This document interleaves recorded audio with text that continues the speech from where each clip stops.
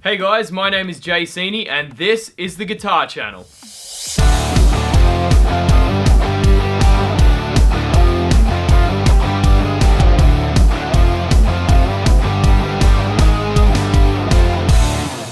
Okay, so today on the Guitar Channel we're talking about how to get more work as a session musician. Now this is something that a lot of people find really difficult and are always trying to get more work. So there's a few tips that I want to give you guys on how you can get more work as a session musician. The first tip if you want to get more work as a session musician is to learn your instrument really well.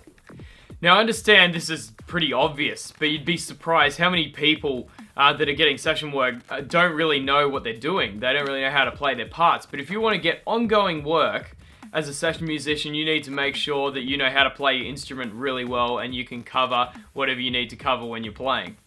It seems like a really obvious thing, but you need to know your scales, you need to know your chords, and you need to know how to get around the neck of your guitar. If you're playing guitar, for example, or any other instrument, you need to know exactly what you're doing on your instrument so that you are prepared, no matter what the situation is.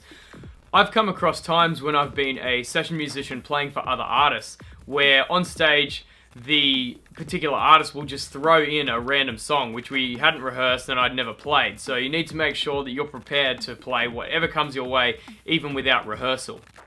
Make sure you have a good understanding of charts and how to read them, whether it be Nashville charts or traditional music charts, all that kind of thing. Make sure you're all across it so you understand what you're going to play.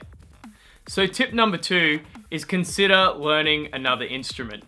It's always really good to be getting session work on your main instrument, the instrument that you really like, but if you really want to maximize your potential as a session musician and getting hired, it's really important that you diversify a little bit. That's what I've done with myself. I've learned how to play guitar, bass, drums, keyboard, saxophone, a number of different instruments so I can increase my chances of getting hired. Because often, a lot of artists will be looking for someone who can play both keyboard and guitar or a combination of instruments. So it's really important that to maximize your chances that you diversify. Tip number 3, make sure you have a great attitude. No one wants to hire a sad sack or someone that's going to do half a job. So you need to be prepared to make sure that you're going to do the extra mile for the person who's hiring you to play music. Because I guarantee that there's going to be dozens of other musicians out there that would really like that job and would be more than happy to put in 110%. And that comes down to things like helping set up and pack up gear, making sure you're punctual. There's a great saying, if you're 20 minutes early, you're on time. If you're 10 minutes early, you're late. And if you're on time, you're fired. So make sure you're set up and prepared, ready to go. There's nothing worse than waiting for people to set up because they've been lazy or a bit late. Make sure you have a great attitude. Especially when you're doing a lot of miles on the road and spending a lot of time in close quarters, it's really important that you get on with the people that you're working with. Any kind of personality differences, of course, when you're in close quarters will be exacerbated, so it's really important that you're easygoing and you just have a really professional attitude and get the job done without any fuss. Tip number 4, massively important, know your parts. Okay, know them. Back to front, upside down, any which way. And you know what the place of your instrument is in the song. Now this will obviously change from song to song, but say you're playing a rock gig, which is full of shredding lead guitar in the track, you don't really want to be doing too much atmospheric guitar playing and vice versa. If it's a real atmospheric track, you don't want to shred over the top of everything and overplay. So it's really important you listen to the songs, you understand what the songs need, and you bring that to the song, okay?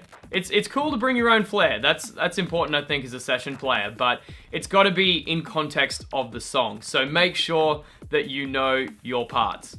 And the final tip to getting more work as a session musician, and this is the key thing which will lead to you getting the most work. I saved the best till last, and that is networking. No one is going to hire you if they don't know that you're offering services. All of the work that I've done as a session player has been through word of mouth. It's been very little through getting on the internet and just putting up ads asking if someone will hire you. You need to be a bit more proactive and be a bit more personal. People want to hire people that they know and like. So the more people you know within the music community, the more likely you are to get it. So there you go, guys. There's 5 tips that you can use to get more work as a session musician. Make sure you're networking, make sure you know your parts, make sure you know your instrument, make sure you have a great attitude, and make sure that you are prepared. Okay, so make sure you like the video and subscribe, and we'll see you for another episode. And this is the Guitar Channel.